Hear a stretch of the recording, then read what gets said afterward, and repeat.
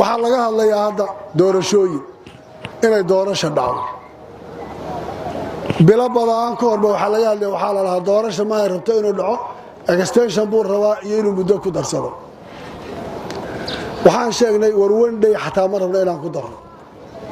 halla mara dariiqeeda doorasho ha dhacdo guddi baa la sameeyey dastuur baan leenahay isagaan marayna qofkii raba kii musharaxa kii kursiga raba ha la yimaado dariiqa ha maro kaasuu wax ku helaya haddii extensionkii meesha ka baxay maxaa yahay guddidaa kana kan sidan ha la yeelo masaalixda siyaasigu waa macno kale weyn maanta anigii iyagu guddida waan u sibannahay waxaan rabnaa doorasho xalaala oo sharciga aan leenahay ku dhacda oo aan cidi faragelin ku samaynin oo feera inay dhacdo qof walbana uu haysto sidaa uu ku qaado taa macnaheedu maxay noqonaysaa barobagandada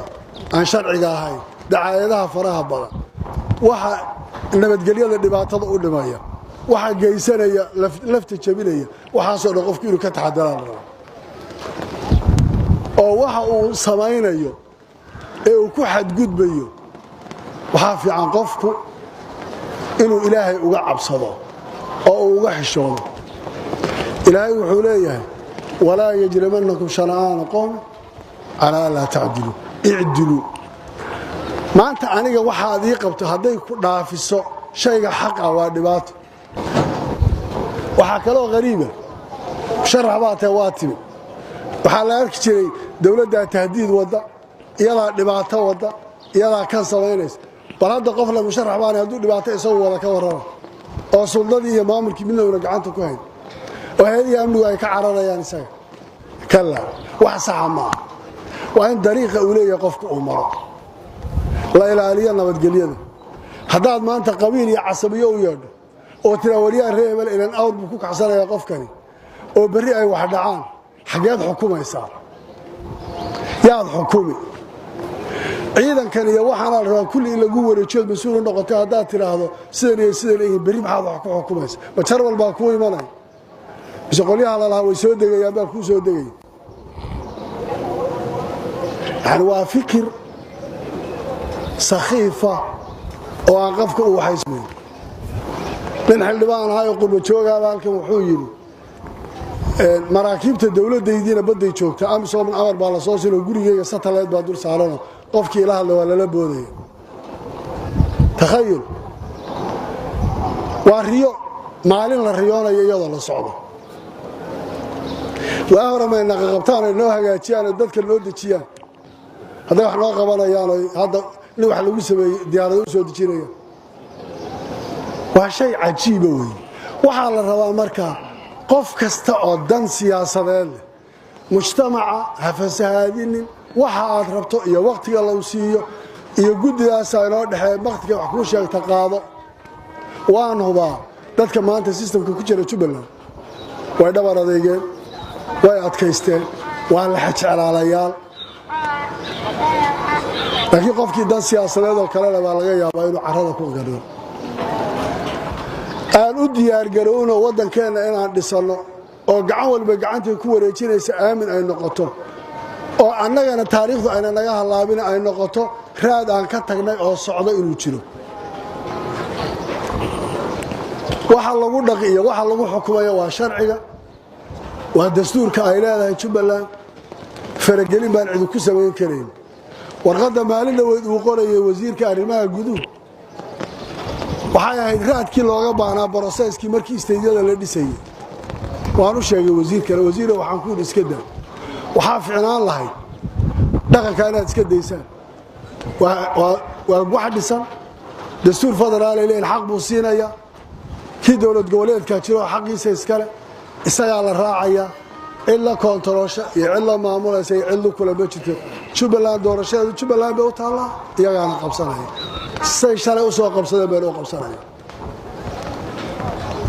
dowladnimadu soomaaliya wax badan baa ka hadlaysa aad baanu la hadlay waxaad ogtihi waxaan in badan isku dayay inaan isu keenno oo bal wax midaysan la qaato macalasaf shadiid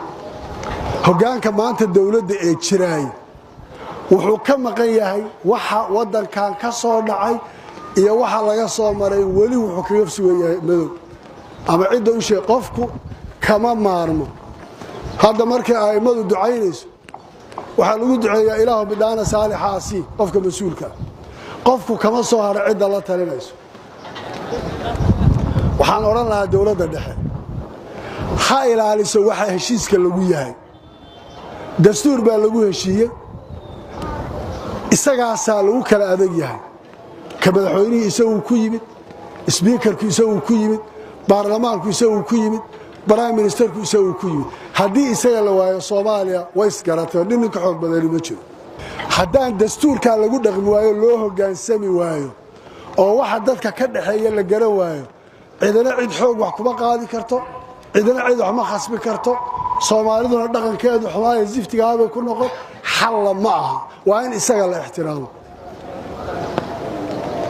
waa in isaga la isku ixtiraamo dastuurka lagu dhaqmo loo hogaansamo isaga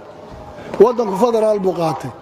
horaa waxaan u yiri London anoo jooga haddii aniga taladeeda tahay Soomaali santara oo xoog badan oo sidaas aan ku rayn lahaa maxal baa loo mooday xalkii waxa loo arkay warmay aan soo dhisano bayska aan ka soo dhisano oo bal dawladnimo aan isugu nimaadno oo maanta aan wada deganaano ilaa waxaan soo aragnay xamar oo caasimadana oo kaligeed aan deganahay wixii burbur iyo dhibaato naga soo gaadhay maanta Hargeysa inay badbaado Garowe badbaado Burco badbaado Beledweyne badbaado oo Baydhabo badbaado Jowhar badbaado Kismaayo badbaado xal baa ku jira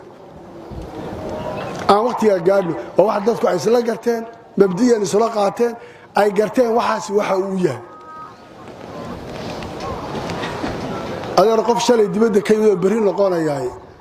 waxa la yiri islaam baa la yiri sida yeelo iyadoo soo waxba ka dhinto kitaab la warkay moog bayt kitaab la warkay moog wuxuu og yahay anu balaaya ugu dhacdo kano halkaas ka bax wax annagu gudihii baan joognaa waxaan lagu dhacay dhibaatada garanayna laakiin nin dibadda ka yimid aad uma garan karayo waxa yahay caruurtiisa dibadda joogto barina ku noqonay waxaan oran lahaa madaxda dawladda federaalka wadankan boogu leeyahay ma bogsanin isku wad buu u baahan yahay sharciga la dhowru u baahan yahay sharci baa lagu ilaalin karaa lagu wada joogi karaa anaa idhi iyo qaacidada aan shabaab sharci ku diiday ma aqbalayo in fila Soomaaliya laga soo yeeri xaqaateen markaa ha u hoggaansameen sharciga ku joogan haday ku joogi waayaan sharciga qofku u diido qof waliba meesha iridiisa loo banaaynaya isaga maray aan ilaalina systemka inaga dhaxeeyana waxa la yiri war dastuur baan ku heshiinay doorashooyinka kan harqaan baa intii la tagaa la isku soo cabiray dhan oo la yiri sidaan u ileeyahay 2020 wax shaqeynaya ma resource sharing iyo federalism iyo dastuur baa laga hadlay waxba kama jiraan xagee la geeyay xagee lagu lisagaa marka yaa lagu xukumaya ma wixii shalay laga yidhi dib loogu noqonaya anagu aan saxana marka oo wax iyaga ka shaqeeyno waxaan sax ma waa in loo hoggaansamo la wada tashado boogtu way bisishahay caabuq baa saaran Kismaayo idinku filan tijaabo kullu waa isku wada mid boogahaas inay bogsadaan baa rabnaa la dhayo wanaagsanaada marka kadib qof waliba wuxuu doono samayn karaa aan dawladnimo u bislaano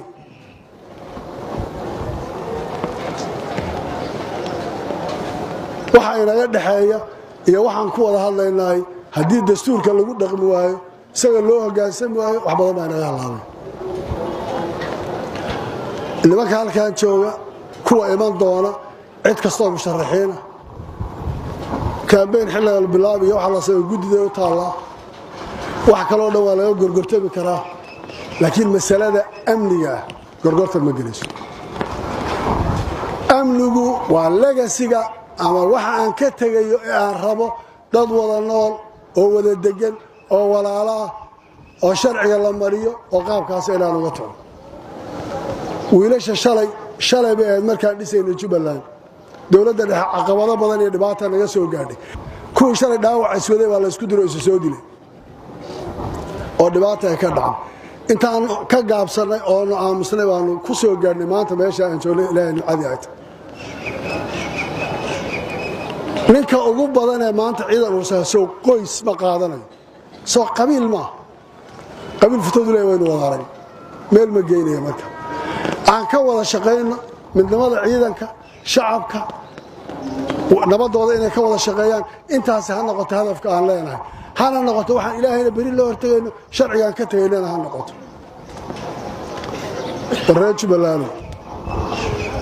reer Jubbaland nabadda waxinoo qisaas baan ku wada joognaa qof la dilay inaan dilaan ku wada joognaa wiil dambi sameeyay aabihii inaan la qabsanin baan ku wada joognaa leeyahay walaa tisiru waasiratu wisra ukhra oo qof walba dambigiisa u qaato aan middaa ka wada shaqeyno odayaasha dhaqanka isku daya isu imaada heshiiya dadka la wada hadla wada socda dadka khayr wada sheega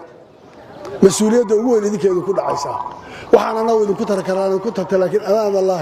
mujtamaca cidda mas'uulka ka waa dhaqanka weyn ku dadaala dadka isku wadkiisa inaad ka shaqeysaan dib u xusuusta taariikhdii aan soo maray kuwa yaryar dibadda ku dhashay waxba kama sheegi kara ama aan ogeyn ba dhibaatada dhacay laakiin intii gudaha joogtay waad ogtay aad baad u mahadsantihiin ciid mubaarak الله يقبل عبادته